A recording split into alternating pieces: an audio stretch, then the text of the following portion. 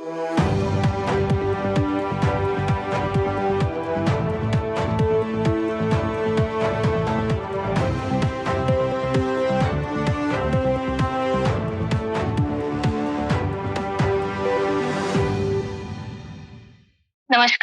सत श्री अकाल, गौहर-शाही मरहबा, good evening.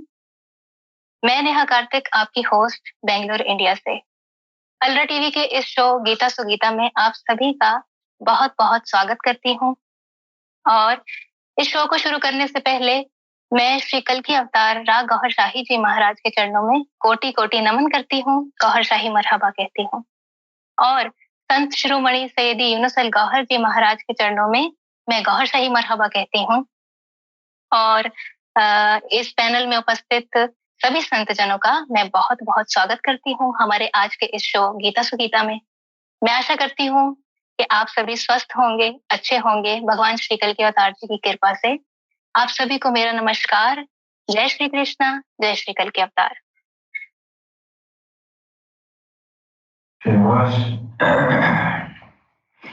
जय श्री कृष्णा, जय कल्कि अवतार, जय गौहर-शाही, जय गौहर-शाही। गौहर-शाही मरहबा। आप सभी का बहुत-बहुत स्वागत है आज के शो गीता सुगीता में। जी, तो चलिए फिर हम शुरू करते हैं हमारे आज के इस प्रोग्राम को। तो सबसे पहले मैं आमंत्रित करती हूँ हमारे गीता अमरवज्ञ स्वामी विश्वानंद महाराज जी को। जी। गौहर-शाही मरहबा। जी स्वामी जी। तो हमारा पहला प्रश्न है, जय श्री कृष्णा। हमारा पहला प्रश्न है स्वामी जी आपके लिए, ब्रह्म क्या है, अध्यात्म क्या है, अधिभूत और अधिदेव किसे कहते हैं? अध्याय 8 के श्लोक नंबर 1 से 4 की रोशनी में समझाने की कृपा करें। जी, सब संतों को, देखने वाले सब भाई बहनों को और बहन जी को, सबको जय श्री कृष्णा, जय कल्कि अवतार, कल्कि भगवान। ब्रह्म और अध्यात्म क्या है, इसको सारी मानव जात को अच्छी तरह समझाने के लिए भगवान श्री कृष्ण श्रीमद् भगवद गीता के इस अध्याय 8 के श्लोक नंबर 3 में इस तरह समझा रहे हैं। अक्षरम ब्रह्म परम स्वभावो अध्यात्ममुच्यते भूतभावो बदवकरो विषगः कर्म सजिज्ञतः। यहाँ भगवान कहते हैं समग्र जगत और जीव सृष्टि को उत्पन्न करके अपना विराट स्वरूप में समग्र जीव सृष्टि को समाहित करके सबको सब कुछ देने वाला अविनाशी और हमेशा हमेशा कायम रहने वाला, कभी किसी से भी न मिटने वाला है, वो ही परम ब्रह्म है। ये ब्रह्म का स्वभाव को ही अध्यात्म कहा जाता है, जो अपने स्वभाव से ही सब आत्माओं की उन्नति के लिए वे ज्ञान देने वालों को भेजते हैं। आखिर में स्वयं कल्कि भगवान बनके अपने स्वभाव के अनुसार ज्ञान से तालीम सिखाकर सब आत्माओं को अभ्यास करा के, सब आत्माओं की उन्नति करा के अपनी दुनिया में ले चलते हैं। वे अपने स्वभाव को ही अध्यात्म कहा गया है और सब प्राणियों को उत्पन्न करने के लिए जो जीव सृष्टि की क्रिया करते हैं, उसको ही उनका कार्य भी कहा गया है। यहाँ अधिभूत और अधिदेव को समझाने के लिए भगवान श्री कृष्ण श्रीमद् भगवद गीता के अध्याय 8 के श्लोक नंबर 4 में इस तरह समझा रहे हैं। अधिभूतम क्षरो भावः पुरुश्चादिदेवतम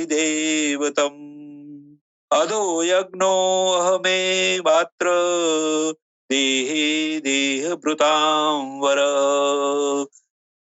जितने भी पदार्थ है वो और तमाम जीवों के शरीर जो हमेशा परिवर्तन होते रहते हैं और नाश भी हो जाते हैं, वे तमाम पदार्थ और शरीरों को जो प्रकृति के रूप में होते हैं उसको अधिभूत कहा गया है। इसको यहाँ हम अधिभूत के रूप में समझेंगे। और इस तमाम शरीरों में जो देहधारी जीवात्मा पुरुष के रूप में है, वे चैतन्य अधिष्ठाता है, उनको ही अधिदेव कहा गया है।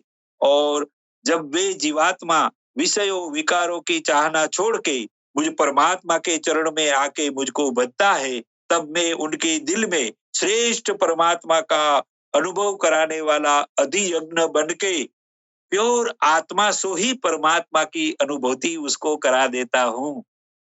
जी दीदी जी। जी, बहुत खूब, बहुत ही अच्छे से आपने हमारे इस प्रश्न का उत्तर दिया है स्वामी जी, आपका बहुत बहुत धन्यवाद। तो अब हम हमारा नेक्स्ट क्वेश्चन पूछेंगे, क्वेश्चन नंबर 2। तो दूसरा प्रश्न हमारा ये है, मध्य भावम क्या है? निरंतर चिंतन और युद्ध एक साथ कैसे संभव है? अध्याय 8 के श्लोक नंबर 5, 6, 7, 8 की रोशनी में समझाने की कृपा करें। कुलावधूत स्वामी सच्चिदानंद नाथ जी महाराज जी। आप सभी का हार्दिक स्वागत एवं वंदन है। मद्भावम मतलब मेरा भाव, अर्थात स्थित प्रज्ञता की स्थिति, ब्रह्म का भाव। भगवान कृष्ण योगेश्वर थे और गुरु की भूमिका में थे। हम बार बार ये देखते आ रहे हैं कि जब मन सहित इंद्रियों पे संयम हो जाता है, अर्थात जब ब्राह्मण की या कल्वे शहीद की स्थिति आ जाती है, तो हृदय में गुरु या मुर्शिद की तस्वीर अमिट हो जाती है, वो उसी में रच बस जाती है। अभी हमने तीसरे श्लोक में देखा कि स्वभावो उच्चते, स्वभाव आध्यात्म उच्चते, स्वभावोध्यात्म उच्चते। स्वभाव मतलब स्थिर भाव, अव्यय भाव, प्रकृति से परे पुरुष का भाव ही आत्मा का आधिपत्य है। जहां प्रकृति का समन हो जाता है, या यूं कहें नफ्स मुतमईन हो जाता है, आत्मा एकाकार हो जाती है, तद्भाव हो जाता है।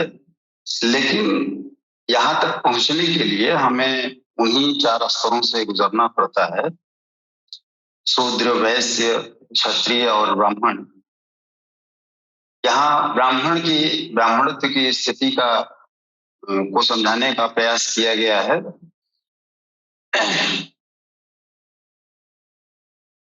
अनेक जन्मों से यही 4 भाव जन्म लेते हैं और मरते हैं। अनेक जन्मों से उद्बोधित किया गया है। इसी को कहा गया है यद भावम तद भवति, अर्थात जैसा भाव होता है वैसा ही आप हो जाते हैं, या जैसा आप सोचते हैं वैसा ही बन जाते हैं। इन्हीं बातों को समझा रहे हैं भगवान कृष्ण के अनेक जन्मों के अभ्यास से ज्ञान प्राप्ति वाला जन, मतलब जिस स्थिति में क्षत्रियता को आप छोड़ के ब्राह्मणत्व की तरफ जाते हैं, उस जन्म की बात यहाँ हो रही है, या जिसको हम कल्वे शहीद वाला जन्म भी कह सकते हैं। अर्थात युक्तायुक्त की जो स्थिति है, यही स्वरूप है और यही मद भाव है, यही भगवान श्री कृष्ण का भाव है, जो स्थिति प्रज्ञता की स्थिति है या अव्यय की स्थिति है। इसलिए सदैव गुरु या मुर्शिद का ध्यान और उस सत्य नाम का स्मरण या निरंतर जप, जिसको हम कह सकते हैं, करना चाहिए। आगे श्लोकों में हम देखते हैं कि भगवान कृष्ण क्या कह रहे हैं। तो चौथे 5वें श्लोक में कहा उन्होंने कि अंत काले च मामेव स्मरण मुक्ता कलेवरम यह प्रयाति सम्मत भावम ज्ञातिनाश यत्र संशय। अंत काल मतलब जब मन भी समन हो जाता है, मन संयमित हो जाता है, प्रकृति से पार हो जाते हैं, ब्रह्मत्व की तरफ आप जाने लगते हैं, उस जन्म की ये बात कर रहे हैं।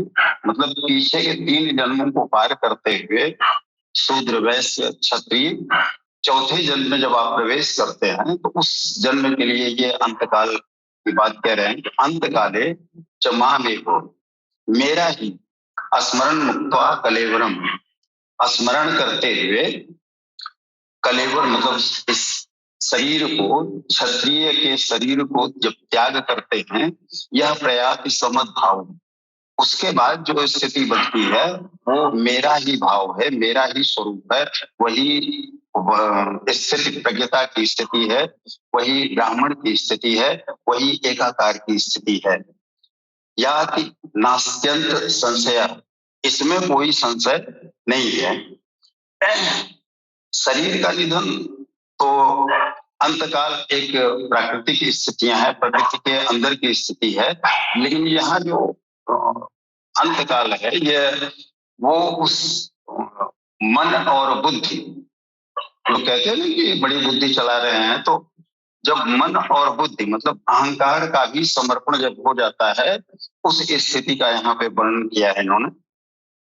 यम यम वापि स्वरण भावम त्यजते कलेवरम, तम तमे वैति कौन्तेय सदा तद्भाव भावितः।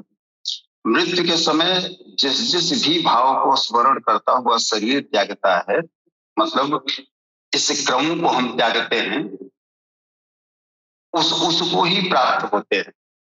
यही बात बृहदारण्यक उपनिषद में भी कहा गया था कि यद भावम तद भवति। तुलसीदास ने भी कहा कि जाकी रही भावना जैसी, प्रभु मूरत देखी तिन तैसी। तब तो ये बड़ा सस्ता सौदा हो गया है कि आजीवन हम मौज करें और अंत में प्रभु का नाम ले लें तो बहुत सागर पार ही हो जाएंगे। लेकिन ऐसा नहीं, इसी श्लोक में ये कहते हैं कि सदा तद्भाव भावित, हमेशा से जो निरंतर से जिस भाव में आप रह रहे हैं, जो स्मरण आप करते आ रहे हैं, अंत समय में उसी का स्मरण हो पाता है। ऐसा नहीं है कि आप जिंदगी भर मौज करते रहें और अंत समय में प्रभु का स्मरण हो आए।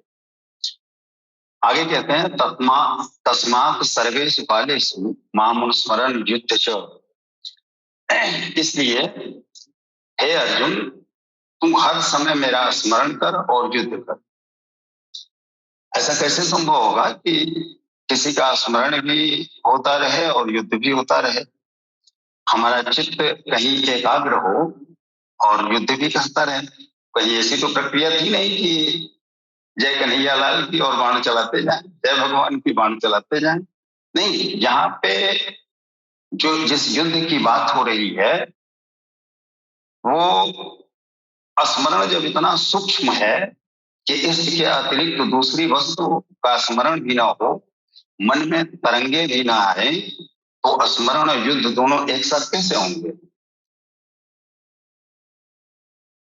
जब आप चिंतन को सब ओर से समेट कर अपने एक आराध्य के स्मरण में प्रवृत्त होते हैं, तो उस समय जो माइक प्रवृत्तियां हैं या जो प्रकृति की प्रवृत्तियां हैं, काम, क्रोध, लोभ, मोह, ये सारी वृत्तियां आपको उस चिंतन से भटकाने का प्रयास करती हैं, जो नफ्स का काम है कि आपको उस प्रभु के चिंतन से हटाने का निरंतर प्रयास करेंगी कि कहीं उनके कब्जे से आप मुक्त ना हो जाओ।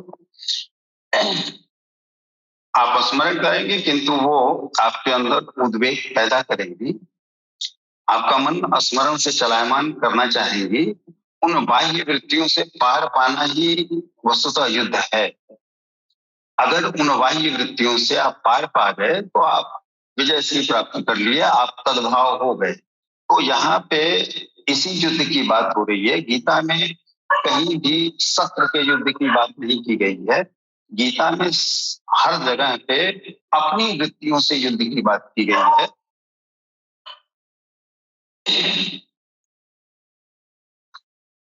इसलिए बार बार कहा गया है कि गुरु का या मुर्शिद का हृदय में स्मरण करो और उस एक सत्य नाम का जिक्र करो या जप करो, जिस भी भाषा में हम बोल सकते हैं, क्योंकि गुरु ही उस रूप में आपको परिलक्षित हो जाता है, वही आपको गाइड करता है, वही आपको उस गंतव्य तक ले जाने का कार्य करता है। तो हमारा अंतिम लक्ष्य ये है कि हम तद्भाव हो जाएं, और उस सद्भाव को प्राप्त करने के लिए हमें बाह्य वृत्तियों से युद्ध करना ही होगा। यही मदभाव है, और यही स्मरण और युद्ध दोनों एक साथ करने की कला है। ये युद्ध उस स्मरण के साथ ही किया जा सकता है, जब चित्त को एक जगह एकाग्र कर दिया जाएगा, तभी ये युद्ध संभव है। यही यहाँ पे समझाने का अभिप्राय है भगवान कृष्ण का। जी जी, बहुत खूब सच्चिदानंद नाथ जी महाराज, बहुत अच्छे से आपने एक्सप्लेन किया है हमारे इस प्रश्न के उत्तर को। आपका बहुत बहुत धन्यवाद। तो अब हम हमारे नेक्स्ट प्रश्न की ओर चलते हैं। तो हमारा क्वेश्चन नंबर 3 है, यज्ञ कर्म की क्रिया क्या है? यज्ञ कर्म की क्रिया क्या है? इस क्रिया में किसका चिंतन करें, जबकि परमात्मा को अभी देखा ही नहीं? परमात्मा के चिंतन का माध्यम क्या है? अध्याय 8 के श्लोक नंबर 9 से 10 के आलोक में समझाने की कृपा करें, संत राजेंद्र निगम बाबूजी महाराज जी।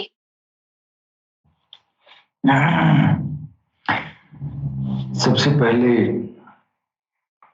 हमारे वरिष्ठ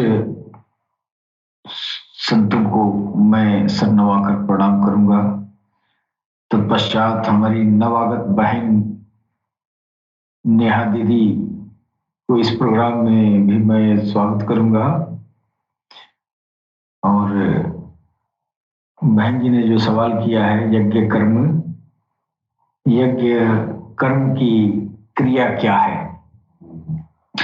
देखिए, हमारे भगवत गीता की भाषा में जो अध्यात्म की राह है या रूहानियत का रास्ता है, इस रास्ते में जब इंसान चलता है तो उसमें जो क्रियाकलाप है, वास्तव में उन क्रियाकलापों को ही यज्ञ कहते हैं। यज्ञ का मतलब ये कदापि नहीं है कि बाहर जो है ये अग्नि का लौ जला के और उसमें जो है जौ, तिल और चावल का हवन करें, या तमाम तरह की वस्तुओं का हवन किया जाता है। वो वास्तव में यज्ञ का अर्थ अंदर है। अगर हम बाहर यज्ञ क्रिया कर रहे हैं आग का लौ जला के, तो उससे हमारा अंदर का जो है कोई काम नहीं हो रहा है, अंदर कोई लाभ नहीं होगा। बाहर ये अलबत्ता बाहर जो है ऐसा तर्क दिया जाता है कि अगर जो है हवन का काम जो है ज्यादा से ज्यादा किया जाए तो वातावरण जो है वो शुद्ध होता है। तो मेरा ख्याल है कि अगर अध्यात्म में आदमी चल रहा है तो उसको फायदा जो है पहले अंदर होना चाहिए, उसके बाद जो है वो वातावरण में जो है वो होता रहेगा। जब अंदर साफ होगा तो फिर बाहर भी साफ होगा। अंदर की वातावरण सुधरेगा तो बाहर की वातावरण भी सुधर जाएगा। तो वास्तव में जो यज्ञ क्रिया है वो अंदर जो है वो अंदर भगवान के नाम का जो सिमरन है, वास्तव में इसी को यज्ञ क्रिया कहा गया है। भगवत गीता के ये जो है श्लोक में ये बताया, यज्ञ कर्म का कई जगह जिक्र, हम लोग काफी दिन से जो है ये गीता की चर्चा कर रहे हैं। तो यज्ञ का मतलब सीधा अर्थ यही हुआ कि अंदर जो आप भगवत नाम का सिमरन कर रहे हैं वो वही वास्तव में यज्ञ क्रिया है। अब ये यज्ञ क्रिया जो है अलग अलग महापुरुषों ने अलग अलग तौर तरीके से बताया। जैसे भगवान कृष्ण ने भी जो है श्वासों में जो है ओम का जाप करने का निर्देश किया है, और उसके अलावा और भी जो महापुरुष हुए हैं उन्होंने भी जो है राम राम का सिमरन का जाप ये जो है सिमरन किया है। तो पहले लोग जो है सांसों में भगवान के किसी नाम को जो है सांसों के जरिए उसको सांसों में सिंक्रोनाइज करते थे। इस सांसों के जरिए जो है नाम के दो पार्ट में बांट के और एक पार्ट को जो है सांस खींचते समय कहा जाता था और दूसरे पार्ट को श्वास छोड़ते समय कहा जाता था। इससे ये होता था श्वासा की क्रिया जो होती है ये जो है एक तरह का यौगिक क्रिया है और ये अंदर एक तरह का रगड़ा लगता है, एक तरह का घर्षण होता है। भगवान के नाम का श्वासों में घर्षण जो क्रिया होती थी उन घर्षण की क्रिया के फलस्वरूप उसमें जो ज्योति बनती थी उस ज्योति से आपके अंदर जो विकार है वो विकार उस ज्योति रूपी आग में जलते थे, जलते हैं। और इस क्रिया को वास्तविक यज्ञ कर्म कहा जाता है। यही वास्तविक यज्ञ कर्म है और ये वास्तव में अंदर होता है। तो कुछ महापुरुषों ने श्वासों के जरिए जो है करना शुरू किया और कुछ महापुरुषों ने इसी सिमरन को, इसी यज्ञ क्रिया को हृदय के जरिए संचालित किया। अब हमारी भगवान काल की अवतार सरकार गौहर शाही जी महाराज जो अपने जो भक्तों के अंदर जो यज्ञ क्रिया करा रहे हैं वो यज्ञ क्रिया जो है वो एक एडवांस टेक्नोलॉजी है, माने नवीनतम। पुरातन जमाने में श्वासों में किया जाता था और अभी भी श्वासों में ही हिंदू मुसलमान सिख ईसाई सबके अंदर जो है सारे धर्मों के अंदर श्वासों के जरिए भगवान के नाम का यज्ञ क्रिया जो है करते आए। लेकिन इस दौर में आखिरी जो है इस दौर में इस यज्ञ क्रिया को और उत्कृष्टतम बना के और लक्ष्य को जल्दी से लक्ष्य तक जो है तीव्रता से पहुंचने में सहयोगी ऐसा टेक्नोलॉजी ये इंसानियत के लिए सरकार ने उपलब्ध कराया कि अब ये जो भगवान के नाम का सिमरन तुम जो है अपने सांसों में करते थे सोहम सोहम सोहम या ओम ओम ओम या राम राम राम इस श्वासों के जरिए रगड़ा लगाया जाता था।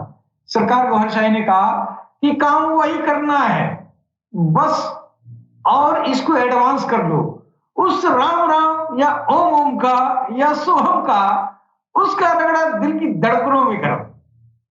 सरकार गौहर शाही ने उस यज्ञ कर्मों को जो है उसको और उन्नत बना के और इंसानियत के दिलों में उस यज्ञ को स्थापित कर दिया। अब वह यज्ञ कर्म जो है आम इंसानियत चाहे जिस भी दीन धर्म में हो, चाहे वो हिंदू हो, मुस्लिम हो, सिख हो, ईसाई हो, अगर वो हिंदू है तो अपने प्रभु का नाम राम ही जानता है तो उस राम का ही भजन करे, उस राम का ही अनुष्ठान अपने दिल में करे, उस राम के नाम का रगड़ा अपने दिल की धड़कनों में लगाए।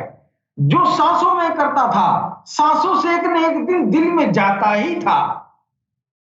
सांसों की क्रिया, सांसों की यज्ञ क्रिया करने वाले 20, 25, 30, 50 साल के अंदर उसका अंत तो गतवा वो दिल में ही जाता था। और सरकार गौहर शाही ने कहा कि इतना समय तुम जाया किया, अब उनकी नजरों से वो काम, वो जो है वो अनुष्ठान अब श्वासों से उन्नत करके डायरेक्ट दिलों में प्रत्यारोपित कर दिया। अब दिल की धड़कनें राम राम करने लगी। जब दिल की धड़कनें राम राम करने लगी तो अब ये हमारी जो गाड़ी है भगवान की तरफ जा रही है उस गाड़ी में और जो है चाल पैदा हो जाएगा, यानी अत्यंत तीव्र गति से अपने लक्ष्य, अपने इष्ट की तरफ इंसान जो है बढ़ना शुरू हो जाता है। तो ये यज्ञ कर्म अभी भी सरकार गौहर शाही भी वही यज्ञ कर्म करा रहे हैं, लेकिन उन्नत किस्म का, यानी आपको बहुत लंबा जो इंतजार आपने किया, श्वासों से करते करते करते करते कहीं 1 करोड़ में किसी एक का दिल में समाहित होता था। लेकिन ये इतनी बड़ी कृपा है इस जात की कि अब वो करोड़ों में कोई एक जो है हृदय का सिमरन करने वाला, कोई 1 करोड़ों में जाकिर कल्बी मुसलमानों में होता था, हिंदुओं में कोई करोड़ों में एक कोई जो है हृदय का सिमरन करने वाला होता था। लेकिन आज वो मकाम जो वर्षों परिश्रम करने के बाद, वो अंदर यज्ञ अनुष्ठान करने के बाद, अपने आप को भस्म भी कर लेने के बाद भी लोग जो है उस स्थिति तक नहीं पहुंच पाते थे जहां सरकार गौहर शाही अपनी एक दिव्य दृष्टि से इंसानियत को पहुंचा रहे हैं।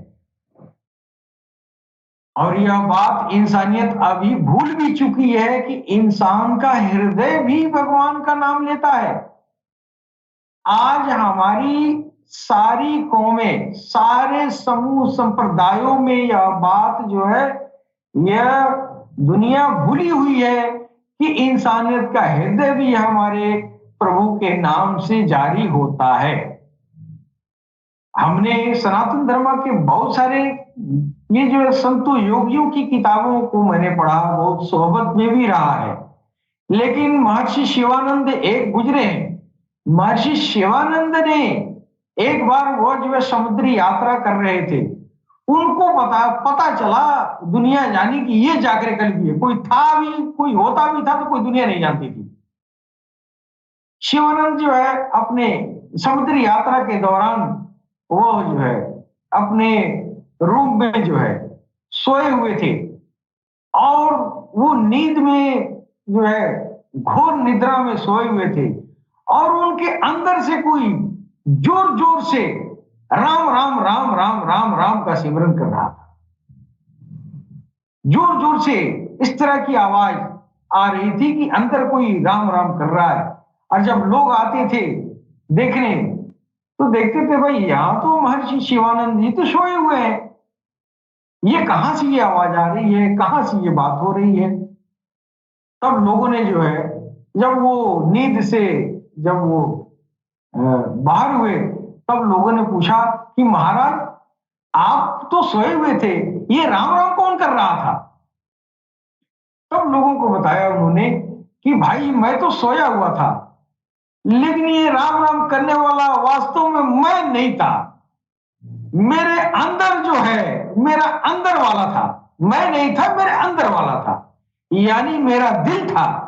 मेरे दिल में ये जो है हमको सोने उठने बैठने की हाजत होती है, लेकिन दिल जब भगवान का नाम सिमरन करना शुरू कर देगा तो ये करता ही रहेगा। इसलिए कि इसको सोने बैठने उठने की हाजत नहीं है। जब तक ये जिस्म जिंदा रहेगा तब तक ये धड़कता रहेगा। और उसके अंदर एक उसका स्वरूप बैठा हुआ है, वो राम राम करता है और वो एक बार राम राम बोल दिया तो उम्र भर राम राम होती रहेगी।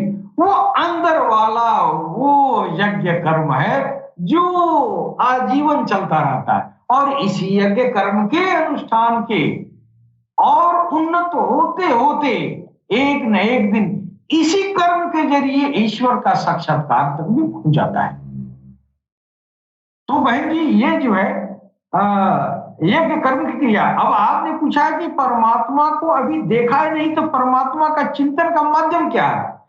अब इधर यज्ञ कर्म अंदर हो रही है और परमात्मा को तो इस चिंतन के जरिए, इस यज्ञ कर्म के जरिए जब आपकी आध्यात्मिक उन्नति होगी, आपकी आत्माएं जागृत होंगी और ये जो है ताकतवर होंगी, फिर ये सैर तैरे में निकलेंगी, तो ये तो होने में बहुत वक्त लगेगा। तब तक के लिए आप भगवान को देखा नहीं, ये उन्नत होगा, ये जागृत होगा, ये जो है जब निकलेगा फिर प्रभु के सामने साक्षात्कार होगी ना, तब तक तो आपने देखा नहीं उसको। तब तक के लिए एक रिस्क मोल लिया जाता है। हर भक्त को ये रिस्क उठाना पड़ता है और वो ये रिस्क है कि वो गुरु जिसने अपने प्रभु का नाम आपके दिल में दाखिल किया है, वो नाम देने वाले का स्वरूप वो नाम वाले का है। यानी वो गुरु कि जिसके अंदर ब्रह्म जो है दौड़ रहा है। गुरु ब्रह्मा गुरु विष्णु गुरुदेवो महेश्वर गुरु साक्षात परम ब्रह्म तस्मै श्री गुरुवे नमः। वो गुरु, वो साक्षात ईश्वर को समझ ले, साक्षात ईश्वर है। और वो जो है ऐसे गुरु को तस्वीर, उसका ख्याल, उसको आंखों में बसा के और सांसों की या धड़कनों की यज्ञ कर्म क्रिया की जाती है। जब तक ब्रह्म न मिले तब तक गुरु की तस्वीर, उसकी छवि भगवान की छवि है, इसमें कोई शक नहीं। जी दीदी। जी बहुत खूब, बहुत ही अच्छे से विस्तार में आपने हमारे इस प्रश्न का उत्तर दिया है। सुनकर बहुत अच्छा लगा जिस तरह से आपने एक्सप्लेन किया है, तो आपका बहुत बहुत धन्यवाद। तो अब हम अपने नेक्स्ट क्वेश्चन की ओर चलते हैं। हमारा क्वेश्चन नंबर 4 है, परम पद क्या है, कैसे प्राप्त करें?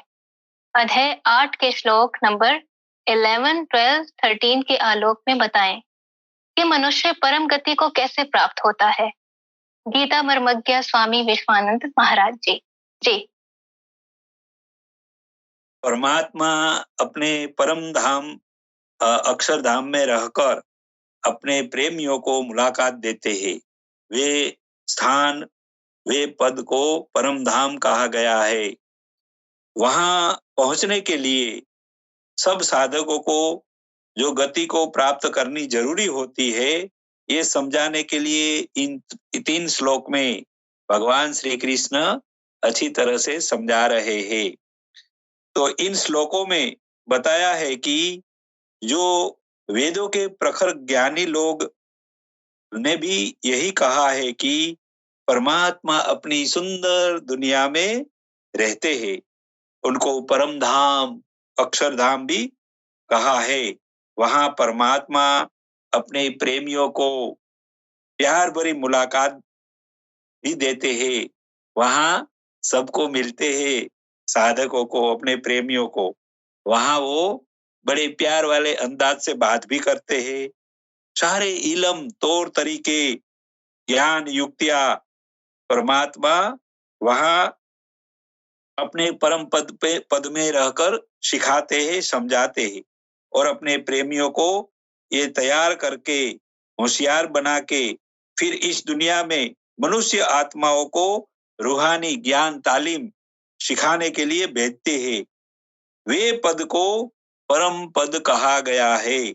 वे पद को प्राप्त करने के लिए सदगुरु के जरिए से परमात्मा का जाति नाम दिल में डलवा के, दिल में सिमरन करने से आत्मा को प्रकाशित करके परमात्मा की शक्तियों से आत्मा को मजबूत करना पड़ता है। मनुष्य के शरीर में 7 शक्ति केंद्रों में बसा 7 आत्माओं को उड़ने लायक, यानी कि आध्यात्मिक यात्रा करने लायक, रूहानी प्रवास करने लायक बनाने के लिए राग द्वेष से रहित बनके ब्रह्मचर्य का पालन करके पवित्र जीवन जीना होता है। दिल में परमात्मा की शक्तियां उत्पन्न करके शरीर के सब इंद्रियों रूपी दरवाजों में जो असुर का कब्जा होता है उसको हटाकर इस सब इंद्रियों को पवित्र बनाकर अपने पवित्र मन के बस में करना होता है। मन को हृदय में लगा के प्राण को, अपनी चेतन मन को ब्रह्मरंध्र, यहाँ जो सर के ऊपर जो ब्रह्मरंध्र कहा गया है, वहां अपने चेतन मन को स्थिर करके दिल में परमात्मा का आधार बना के कि परमात्मा मेरे हृदय में सदगुरु महाराज ने बिठा दिया है, उसका आधार बना के जो साधक प्यार भरा भाव से अपने मन में ओम ऐसा एकाक्षर ब्रह्म का उच्चारण करके दिल में परमात्मा का सिमरन करके अपने शरीर में से आत्माओं को बाहर निकालने लायक बना देता है। तब सद्गुरु की आध्यात्मिक नजरों से, सद्गुरु की आध्यात्मिक शक्तियों वाली नजर से, सद्गुरु की ये आध्यात्मिक शक्ति की ताकत से और सद्गुरु महाराज की असीम कृपा जब हो जाती है, तब वो आत्माओं को एक गति देते हैं। सद्गुरु महाराज, उसको मार्फत कहा गया है। तो ये गति देके इस साधक की आत्माओं को प्रवास करा के अक्षरधाम परम धाम पहुंचा देते हैं। हर एक साधक को इसी मार्ग पे चलना पड़ता है और इसी मार्ग पे चलते चलते इसी प्रकार की आध्यात्मिक पद्धतियों को भी अपने जीवन में अख्तियार करना पड़ता है, तब जाके वो परम गति को प्राप्त कर पाते हैं। वरना इसी मार्ग से कोई नहीं चलेगा, ये यानी कि ये दिल वाले रास्ते से कोई भी साधक नहीं चलेगा तो परम पद तक भी नहीं पहुंच पाएगा और आध्यात्मिक शक्तियों से वहां पहुंचने की जो गति है वो गति को भी प्राप्त नहीं कर पाएगा। ये कल्कि भगवान ने अभी बहुत अच्छी तरह से हम सब साधकों को समझाया है। जी दीदी जी। जी, बहुत खूब स्वामी जी, बहुत अच्छे से आपने बताया है, बहुत अच्छा लगा सुन के, आपका बहुत बहुत धन्यवाद। तो अब हम अपने नेक्स्ट क्वेश्चन की तरफ चलते हैं। तो हमारा अगला प्रश्न है क्वेश्चन नंबर 5। भगवान श्री कृष्ण ने कहा कि अनन्य चित्त से स्थिर हुआ योगी के लिए मैं सुलभ हूं। ऐसी सुलभता से योगी को क्या मिलेगा? अध्याय 8 के श्लोक नंबर 14, 15, 16 को उच्चारण सहित व्याख्या करें।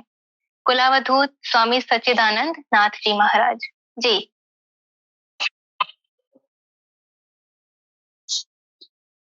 अनन्य चेता सत्कम योमा स्मृति नित्यसः तस्याहं सुलभः पार्थ नित्य युक्तस्य योगिना। अनन्य चेता मतलब जिसका चित्त स्थिर हो गया हो, कोई अन्य बातें उसकी चेतना में न आती हूं, एकाग्र चित्त हो गया हो, उसी से कह रहे हैं कि मेरे अतिरिक्त कोई चित्त में है ही नहीं, अन्य किसी का चिंतन न करता हुआ, अर्थात अनन्य चित्त से स्थिर हुआ, जो अनवरत मेरा स्मरण करता है, उस नित्य मुझ में युक्त योगी के लिए मैं सुलभ हूं।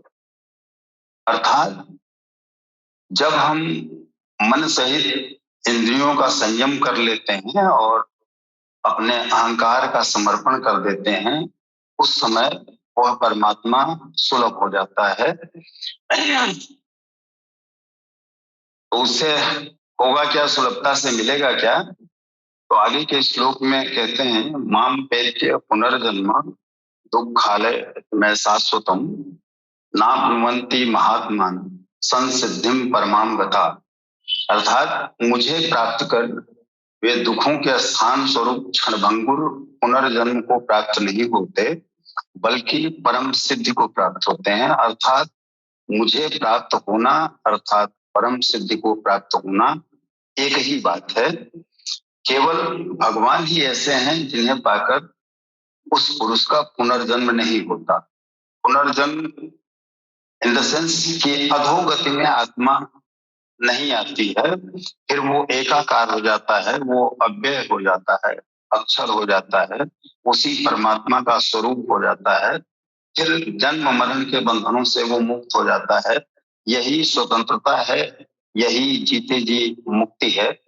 इसी को प्राप्त करने के लिए हर साधक लालायित रहता है और निरंतर युद्ध करता रहता है प्रकृति के गुणों से, प्रकृतिजन्य गुणों से पार पाने के लिए अनवरत युद्ध करता है इसी पद को पाने के लिए। तो पुनर्जन्म की सीमा कहाँ तक है, इस पे कहते हैं कि आप ब्रह्म भुवनान लोका पुनरावर्तिनो अर्जुन माम उपेत्य तु कौन्तेय पुनर्जन्म न विद्यते। अर्जुन, ब्रह्मा से लेकर कीट पतंगादि सभी लोग पुनरावर्ती हैं, मतलब जन्म मरण के बंधन में आबद्ध हैं, जन्म लेने और मरने तथा पुनः पुनः इसी क्रम में चलने वाले हैं। किंतु हे अर्जुन, मुझे प्राप्त होकर उस पुरुष का पुनर्जन्म नहीं होता। अमर कहे जाने वाले देवता भी मरणाधर्मी हैं। क्षीणे पुण्यम मर्त्य लोकम विसंति। इससे बड़ी क्षति और क्या हो कि देवतन प्राप्त करने के बाद भी संचित पुण्य भी समाप्त हो जाए और आपके आत्मा की अधोगति हो जाए। ऐसी स्थिति को प्राप्त करने का क्या अर्थ है? देवलोक, पशुलोक, कीट पतंगादि लोग भोग लोक मात्र हैं। यथार्थ कर्म का आचरण करके मनुष्य देवता बन सकता है, ब्रह्मा की स्थिति प्राप्त कर सकता है, किंतु वह पुनर्जन्म से तब तक नहीं बच सकता जब तक कि मन के निरोध और विलय के साथ परमात्मा का साक्षात करके उसी परम भाव में स्थिति न हो जाए, अर्थात वो एकाकार न हो जाए, उसका मन, बुद्धि और सारे प्रकृति के गुण का लय उसी परमात्मा में न हो जाए, वो स्थिति न आ जाए, तब तक वो जन्म मरण के बंधन से आबद्ध है। उसको पुनर्जन्म लेना पड़ेगा। अर्थात पुनर्जन्म का अर्थ ये नहीं कि इस शरीर को त्यागना पड़ेगा फिर दूसरा जन्म लेना पड़ेगा। पुनर्जन्म मतलब जिस स्थिति में साधना के जिस स्टेज पे आप हो, अर्थात अगर आप शूद्र की स्थिति में हो या वैश्य की स्थिति में हो या क्षत्रिय की स्थिति में हो, तो उस स्थिति से नीचे की स्थिति भी आ सकती है। आपको प्रकृति अपने गुणों में उलझा सकती है, काम क्रोध मोह लोभ माया में उलझा सकती है और आप अपने पद से च्युत हो सकते हैं, अधोगति को प्राप्त कर सकते हैं। इसलिए परम जो लक्ष्य है वो यही है कि हम परमात्मा स्वरूप हो जाएं, हम उसमें तदात्म्य हो जाएं, हम उसी के साथ एकाकार हो जाएं। और वो लक्ष्य प्राप्त करने के लिए संपूर्ण इंद्रियों का संयम, मन और अहंकार का समर्पण जब तक नहीं होता है तब तक वो स्थितियां नहीं होती। इसी को कल्बे शहीद की स्थिति कहा जाता है, जिसके पश्चात उसका कल्ब, साधक का कल्ब मुर्शिद का स्वरूप हो जाता है। तो इसका अर्थ यही हुआ कि हम एकाकार हो जाते हैं मुर्शिद के माध्यम से उस परमात्मा से। इन्हीं बातों को अन्यान्य रूपों में तमाम जगहों पे भगवान कृष्ण ने समझाने का अर्जुन को प्रयास किया है। जिसका मन चंचल है, इंद्रियों पे संयम तो हो गया है लेकिन अभी मन चलायमान है, उसके मन में तमाम तरह की भ्रांतियां आ रही हैं, तो उस भ्रांतियों को दूर करने के लिए विभिन्न तरीकों से इन्हीं 4 स्टेजों का वर्णन उन्होंने किया है कि किस स्थिति में क्या स्थिति बनती है और तुम्हारा लक्ष्य क्या है। तो हर साधक का, अनुरागी का यही लक्ष्य होता है कि वो परमात्मा से एकाकार हो जाए, उसमें तदात्म की स्थिति आ जाए। यही हमारा लक्ष्य है, यही सारे साधकों का लक्ष्य होता है। जी, बहुत बहुत धन्यवाद आपका, बहुत अच्छा लगा आपको सुनकर। तो अब हम अपने नेक्स्ट प्रश्न की ओर चलते हैं। तो हमारा अगला क्वेश्चन है, क्वेश्चन नंबर 6। बुद्धि का ईस्ट में प्रवेश कितने सोपान महर्षियों ने बताए हैं? कल की अवतार सरकार गौहर शाही जी महाराज की शिक्षाओं की रोशनी में प्रत्येक सोपान को आसान भाषा में समझाने की कृपा करें। संत राजेंद्र निगम बाबूजी महाराज जी।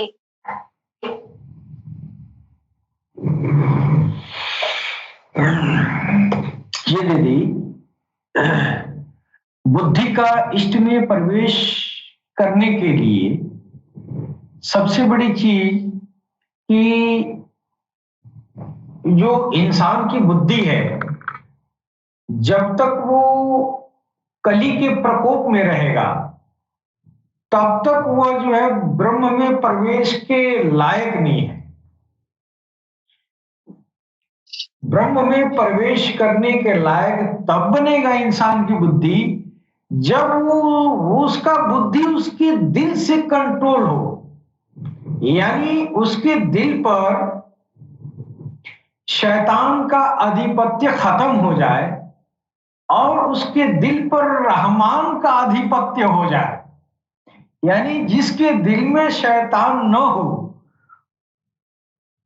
जिसके दिल में भगवान के नाम का सिमरन जारी हो, जिसका दिल जो है जागृत हो, उसका जो बुद्धि है वो बुद्धि इष्ट में, ईश्वर में प्रवेश करने के लायक होती है। अब सबसे पहले ये जो साधारण मनुष्य जो होते हैं इनको कहा जाता है ये सनोवर। सरकार गौहरशाही ने इनको कहा है सनोवर होते हैं, यानी उनका दिल जो है बहुत ही भोला भाला होता है, यानी उस पर शैतान का कब्जा होता है। वो गयुम हूं भैंसियुम हूं, यानी जो ही कह देता है उसी को लेकर घूमते हैं, यानी उसके अंदर होश खबर नहीं है और वो जो है बुद्धि को संचालित करता है। तो जाहिर है कि उसके उस दिल के अंदर शुद्ध बुद्ध नहीं है तो अपने बुद्धि को कैसे कंट्रोल करेगा। तो जो लोग ब्रह्म में प्रवेश करने वाले होते हैं, जिनको ब्रह्म में प्रवेश करना है, उनको जो है भगवत भजन का वो अंदर जो है अनुष्ठान वो जारी होना चाहिए, वो यज्ञ कर्म अंदर होना चाहिए, जिसको जो है हृदय का भजन कहते हैं या श्वासों का सिमरन कहते हैं, चाहे किसी भी नाम का भजन भाव आप करें। वो अंदर जब भजन का संस्कार अंदर चला गया और इंसान का दिल जब भगवान के नाम से जारी हो गया, फिर वो इंसान की बुद्धि पर काबिज होगा, फिर उस इंसान की बुद्धि भगवत की तरफ उन्मुख होती है। तो ये जो है ऐसे बुद्धि को सरकार गौहरशाही ने ये जो है सनोवरी बुद्धि कहा है। जैसे सरकार गौहरशाही ने ये जो है ये एक ईश्वर धर्म नामक एक ग्रंथ की रचना किया। इसमें जो है लिखा कि जो सनोवरी हृदय होता है उस पर विश्वास करना मूर्खता है। इस दिल में जो है ये सीधा साधा होता है और नाभि आत्मा का, आश्वरी आत्मा का आधिपत्य उसके साथ रहता है और वो जो भी बुद्धि को भेजेगा वो रॉन्ग सिग्नल भेजेगा। लिहाजा ऐसी बुद्धि इष्ट में प्रवेश नहीं कर पाती है। इष्ट में प्रवेश करने के लिए हृदय का सिमरन जरूरी है। जब वो हृदय का सिमरन लेगा और उसके अंदर भजन के संस्कार प्रवेश करेंगे, तब उसकी बुद्धि जो है वो ईश्वर की तरफ बढ़ती है। और जब बुद्धि इष्ट में प्रवेश करने लगती है तभी से वो ब्रह्म की रचना होने लगती है। जो भगवान के नाम का सिमरन दिल में उतर गया, फिर वहां से जो है ईश्वर की रचना होने लगती है, यानी ईश्वर के दिल में उतरने का उपक्रम चालू है। तो ऐसे क्रिया को यह जो है 4 सोपानों में जो है महर्षियों ने, मनीषियों ने इसके 4 स्टेपेज बताए हैं। इसमें सरकार गौहरशाही ने बताया है कि जब दिल में ईश्वर का जाप आरंभ हो जाए, फिर इसमें अच्छाई बुराई की तमीज समझ में आने लगती है और वो बुद्धि को पॉजिटिव सिग्नल देने लगती है। जब हृदय इंसान का राम राम कहे या अल्लाह अल्लाह जब कहे, तो फिर जो है इंसान जो है अच्छे और बुरे में वो जो है उसको तमीज आ जाता है कि ये काम बुरा है और ये काम अच्छा है। लेकिन दिल में भजन का संस्कार नहीं है, तब तक वो विचार नहीं कर पाता है मैं जो कर रहा हूं ये अच्छा है कि बुरा है, बस करते जाता है। इसलिए जब इंसान के अंदर उसके दिल में भजन के संस्कार जब उतर जाएंगे, फिर उसमें उस भगवान के नाम का संकीर्तन के जरिए जब इंसान के अंदर भगवत नाम की ज्योति बनती है, उस ज्योति से उसके अंदर जो है वो समझदारी आने लगता है अब वो जो है दिल जिसके अंदर ये भगवान का नाम लिया जा रहा है, अब ये उसके बुद्धि को जब भेजेगा सिग्नल, तो अब वो उसकी बुद्धि उन्नत किस्म की होगी। तो अब जब उन्नत किस्म की उसकी बुद्धि हो गई, यानी उसका दिल ईश्वर का जाप आरंभ कर दिया, अच्छाई बुराई की तमीज आने लगी और अच्छाई बुराई पहचानने लगा। अब इसको जो है सरकार गोरशाही ने कहा है कि ये इंसान का शिष्ट हृदय है। अब ये इसका हृदय भगवान के भजन में लग चुका, अब इसकी बुद्धि जो है भगवान के ज्ञान का पहली अवस्था में आ गई है, जिसको हमारे मुसलमान भाई कल्बे सलीम कहते हैं। यानी उसका दिल अब शैतान से, आसुरी आत्मा से या कली के कब्जे से वो निकल रहा है, यानी सलामत हो रहा है। अब वो कल्बे सलीम तो हमारे मुसलमान भाई कहते हैं, लेकिन वो कल्बे सलीम वाला इंसान का जो बुद्धि होता है वो ब्रह्मविद कहलाता है। यानी जिस इंसान के दिल में भगवत नाम की सिमरन जारी है, उस इंसान की बुद्धि वो ब्रह्मविद कहलाती है। मालूम हुआ कि ब्रह्मविद वो जिस्म नहीं है, ब्रह्मविद उसका दिल है जो उसके बुद्धि को कंट्रोल कर रहा है ना। इसलिए ब्रह्मविद उसको कहेंगे जिसका दिल जो है शैतान के कब्जे से बाहर है, वो सलामत हो गया है, कल्बे सलीम है, और वो उसका जो है ईश्वर के तरफ, वो ईश्वर का वो निरंतर वो जो है नॉन स्टॉप जाप कर रहा है। फिर वो संकीर्तन का वो यज्ञ कर्म का क्रिया, जाप की क्रिया ये की अधिकता होती है, तो धीरे धीरे उस दिल के अंदर और सुधार आता है।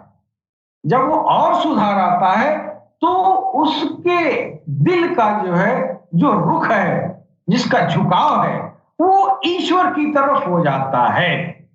जब वो ईश्वर की तरफ हो जाता है तो उसको सरकार गौहरशाही कह रहे हैं कि उसको कहते हैं उन्मुख हृदय, या हमारे मुसलमान भाई कल्बे मुनीब कहते हैं। सरकार गौहरशाही ने कहा कि वो इंसान जिसका दिल उन्मुख हो गया, ईश्वर की तरफ उसका झुकाव हो गया, वो कल्बे मुनीब कहलाता है। और यही लोग जो है कल्बे मुनीब, जिसको ब्रह्म विद्वर कहते हैं, उसी को हमारे गीता की भाषा में ब्रह्म विद्वर कहते हैं। फिर सरकार ने आगे फरमा रहे हैं, यह जो इंसान है जिसका दिल में भजन भी शुरू हो गया और उसके दिल का रुख भगवान की तरफ हो गया, तो यह दिल जो है बुराई से रोक देता है, और ये जो है बुराई से रोक देता है, लेकिन यह उचित निर्णय नहीं कर सकता। फिर जब ईश्वर की झलकियां इस दिल पर पड़ने लगती हैं, तो उससे वो आत्मा जो है वो हृदय की अवस्था बदल जाती है, यानी वो कल्बे शहीद हो जाता है, उसको हुतात्मा हृदय भी कहा जाता है।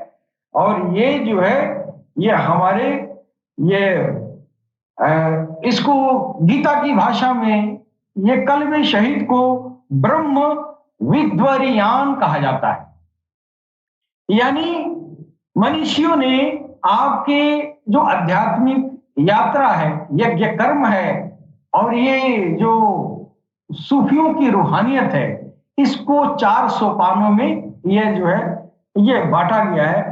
ब्रह्मविद, ब्रह्म विद्वर, ब्रह्म विद्वरियान और ब्रह्म विद्वरिष्ठ। उसी तरह सरकार ने भी इसको जो है कल्बे सलीम, कल्बे मुनीब, कल्बे शहीद और हवलिल वरीद कहा। बात वही है, चीज वही है, एक उर्दू में, अरबी में और एक वही बात वही चीज इधर जो है ये संस्कृत भाषी इसको अपनी भाषा में इसको जो है कह रहे हैं और लोगों को बता रहे हैं कि यह ब्रह्मविद, ब्रह्मविद्वर, ब्रह्मविद्वरियान, ब्रह्मविद्वरिष्ठ, यह जो है 4 सोपान मनीषी ने बताया है। ब्रह्मविद वह बुद्धि है जो ब्रह्म विद्या से संयुक्त हो। ब्रह्मविद्वर वह है जिसे ब्रह्म विद्या में श्रेष्ठता प्राप्त हो चुकी हो। और ब्रह्म विद्वरियान वह बुद्धि है जिससे वह ब्रह्म विद्या में दक्ष ही नहीं वरन उसका नियंत्रक संचालक बन जाता है। ब्रह्म विद्वरिष्ठ बुद्धि का वह अंतिम छोर है जिसमें इष्ट प्रवाहित हो जाता है। यही है वो कल्बे शहीद। ये जो है कल्बे शहीद।